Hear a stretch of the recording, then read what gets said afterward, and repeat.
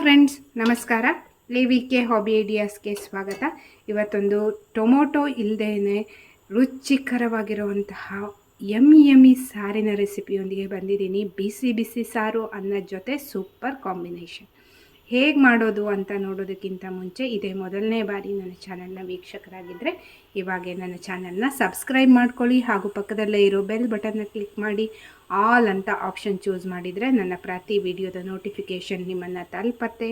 ಆಗ ಎಲ್ಲರಿಗಿಂತ ಮುಂಚಿತವಾಗಿ ವಿಡಿಯೋ ನೋಡೋದಕ್ಕೆ ಸಹಾಯ ಆಗುತ್ತೆ. ಬನ್ನಿ ಫ್ರೆಂಡ್ಸ್, ಇವತ್ತಿನ ಈ ವಿಡಿಯೋದಲ್ಲಿ ರುಚಿಕರವಾಗಿರುವಂತಹ ಟೊಮೊಟೊ ಲೆಸ್ ಸಾರನ್ನು ಹೇಗೆ ಮಾಡೋದು ಅಂತ ನೋಡೋಣವಾ. ಮೊದಲಿಗೆ ಒಂದು ಬಾಣಲೆ ತೊಗೊಂಡಿದ್ದೀನಿ. ಇದಕ್ಕೆ ಒಂದು ಅರ್ಧ ಚಮಚ ಆಗುವಷ್ಟು ಜೀರಿಗೆ ಹಾಕಿದ್ದೀನಿ.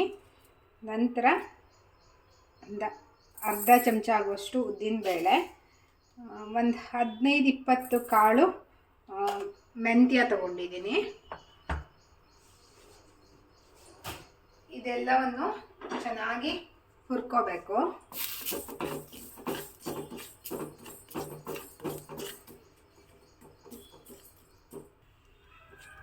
ಸ್ವಲ್ಪ ಜೀರಿಗೆ ಚಟಪಟ ಅನ್ನೋದಕ್ಕೆ ಸ್ಟಾರ್ಟ್ ಆಯಿತು.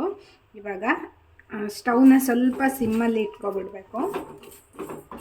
ಈ ಉದ್ದಿನ ಬೇಳೆಯ ಬಣ್ಣ ಚೇಂಜ್ ಆಗಬೇಕು, ಹೊಂಬಣ್ಣಕ್ಕೆ ಬರಬೇಕು. ಅಲ್ಲಿವರೆಗೆ ಚೆನ್ನಾಗಿ ಹುರ್ಕೋಬೇಕಾಗುತ್ತೆ. ಯಾಕೆಂದರೆ ಉದ್ದಿನ ಬೇಳೆ ಹಸಿ ಅಂಶ ಇದ್ದು ಬಿಟ್ಟರೆ ಟೇಸ್ಟೇ ಚೇಂಜ್ ಆಗಿಬಿಡತ್ತೆ.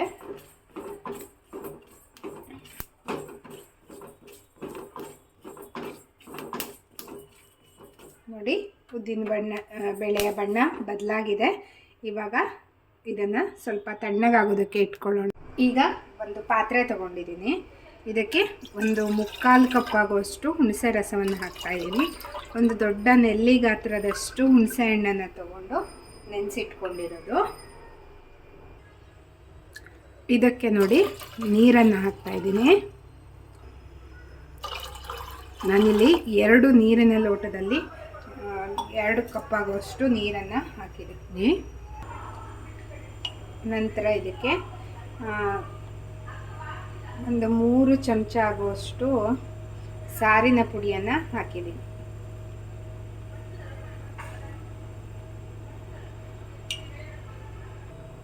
ಇವಾಗ ಚೆನ್ನಾಗಿ ಮಿಕ್ಸ್ ಮಾಡಿಕೊಂಡು ಕುದಿಸ್ಕೋಬೇಕು.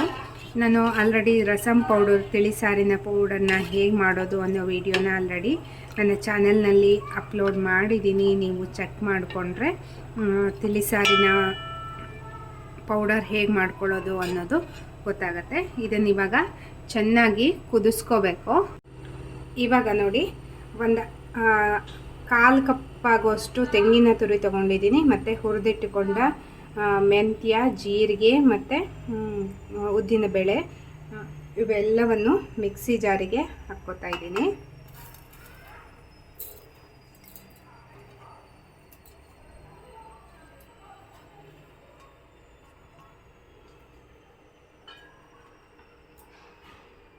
ಈಗ ಒಂದು ಸ್ವಲ್ಪ ನೀರನ್ನು ಹಾಕಿಬಿಟ್ಟು ಚೆನ್ನಾಗಿ ನುಣ್ಣಗೆ ಗ್ರೈಂಡ್ ಮಾಡ್ತಾ ಇದ್ದೀನಿ.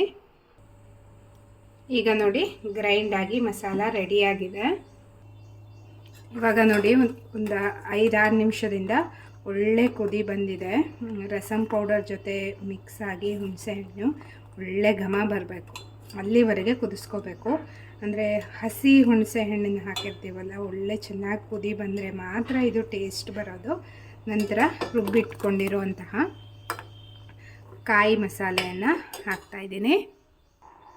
ಈಗ ಮಿಕ್ಸಿ ಜಾರಿಗೆ ಸ್ವಲ್ಪ ನೀರನ್ನು ಹಾಕಿ, ಒಂದು 1/4 ಕಪ್ ಅಷ್ಟೇ ನೀರು ಹಾಕಿದ್ದೀನಿ.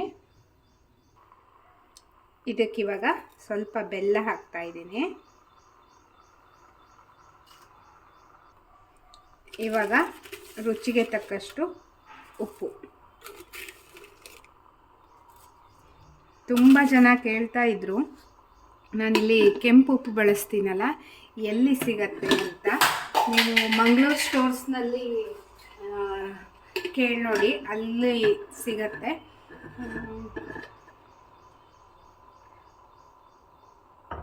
ಅವರಿಗೆ ಹೇಳಿದ್ರೂ ಸಹ ನಿಮಗೆ ತರಿಸಿ ಕೊಡ್ತಾರೆ. ಈಗ ಒಂದು ಒಳ್ಳೆ ಕುದಿ ಬರಿಸ್ಕೋಬೇಕು. ಒಳ್ಳೆ ಮೆಂತ್ಯ ಪರಿಮಳ ತುಂಬ ಚೆನ್ನಾಗಿ ಬರ್ತಾ ಇದೆ.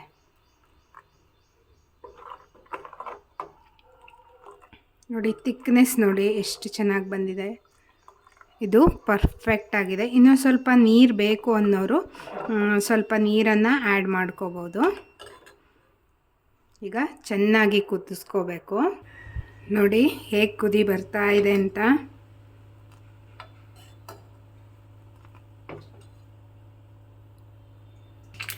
ನೋಡಿ ಇವಾಗ ನೊರೆ ಎಲ್ಲ ಪೂರ್ತಿ ಹೋಗಿದೆ. ಒಂದು ಒಳ್ಳೆ ಕುದಿ ಬಂದಿದೆ.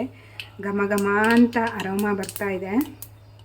ಈಗ ಇದಕ್ಕೆ ತುಪ್ಪ, ಸಾಸಿವೆ, ಒಗ್ಗರಣೆ ಮೆಣಸು, ಸ್ವಲ್ಪ ಇಂಗು ಮತ್ತು ಕರಿಬೇವು, ಕೊಬ್ಬರಿ ಎಣ್ಣೆ ತುಪ್ಪ ಹಾಕಿದ್ದೀನಿ. ಹಾಕಿಬಿಟ್ಟು ಒಗ್ಗರಣೆ ಹಾಕ್ತಾಯಿದ್ದೀನಿ.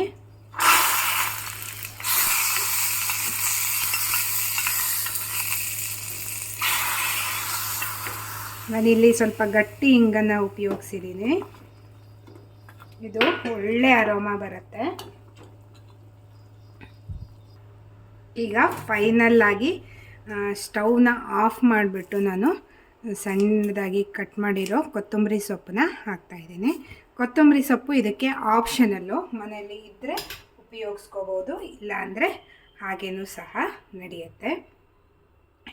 ಇವಾಗ ನೋಡಿ ಜಿಟಿ ಜಿಟಿ ಮಳೆ ಬರ್ತಾ ಇರತ್ತೆ. ಆವಾಗ ಈ ರೀತಿಯ ಸಾರನ್ನು ಮಾಡಿಕೊಂಡು ಬಿಸಿ ಬಿಸಿ ಅನ್ನಕ್ಕೆ ಹಾಕ್ಕೊಂಡು ಊಟ ಮಾಡೋದಕ್ಕೆ ತುಂಬ ಚೆನ್ನಾಗಿರುತ್ತೆ ಫ್ರೆಂಡ್ಸ್. Awesome taste. ಈಗ ಹೇಗಿದ್ದರೂ ಟೊಮೊಟೊ ರೇಟ್ ಜಾಸ್ತಿ ಆಗಿದೆ. ಟೊಮೊಟೊ ತರೋದು ಕಷ್ಟನೇ ಕೆಲವರಿಗಂತೂ. ಹಾಗಿದ್ದಾಗ ಈ ರೀತಿ ಹುಣಸೆ ಹಣ್ಣನ್ನು ಉಪಯೋಗಿಸ್ಕೊಂಡು ರುಚಿಕಟ್ಟಾಗಿರುವಂತಹ ಹಿಂದಿನ ತಲೆಮಾರಿನಿಂದಲೂ ಬಂದಂತಹ ಈ ಗೊಡ್ಡು ಸಾರನ್ನು ಹೇಗೆ ಮಾಡೋದು ಅನ್ನೋದು ಇವತ್ತಿನ ವಿಡಿಯೋ ನೋಡಿ ನಿಮಗೆ ಗೊತ್ತಾಯ್ತಲ್ವಾ ಫ್ರೆಂಡ್ಸ್. ಇವತ್ತಿನ ಈ ವಿಡಿಯೋ ನಿಮಗೆ ಇಷ್ಟ ಆಯಿತು ಅಂತ ಭಾವಿಸಿದ್ದೀನಿ. ಈ ವಿಡಿಯೋ ನೋಡಿ ಲೈಕ್ ಮಾಡಿ, ನೀವು ಸಹ ಈ ರೀತಿಯ ಸಾರನ್ನು ಒಮ್ಮೆ ಟ್ರೈ ಮಾಡಿ ನೋಡಿ. ತುಂಬ ರುಚಿಯಾಗಿರುತ್ತೆ. ಹಾಗೆ ಕುಡಿಯೋದಕ್ಕೂ ಸಹ ಆಸಮ್ ಟೇಸ್ಟ್ ಅಂತೂ ಕೊಡುತ್ತೆ. ಈ ವಿಡಿಯೋ ನೀವು ನೋಡೋದ್ರ ಜೊತೆಗೆ ನಿಮ್ಮ ಫ್ರೆಂಡ್ಸ್ ಆ್ಯಂಡ್ ಫ್ಯಾಮಿಲಿ ಎಲ್ರಿಗೂ ಈ ವಿಡಿಯೋನ ಶೇರ್ ಮಾಡಿ. ಎಲ್ರಿಗೂ ಈ ಟೈಮಲ್ಲಂತೂ ತುಂಬಾ ಉಪಯೋಗ ಆಗುವಂತಹ ಸಾರಿನ ರೆಸಿಪಿ ಇದು. ಟೊಮೊಟೊ ಇಲ್ಲದೆ ಮಾಡುವಂತಹ ಸಾರು.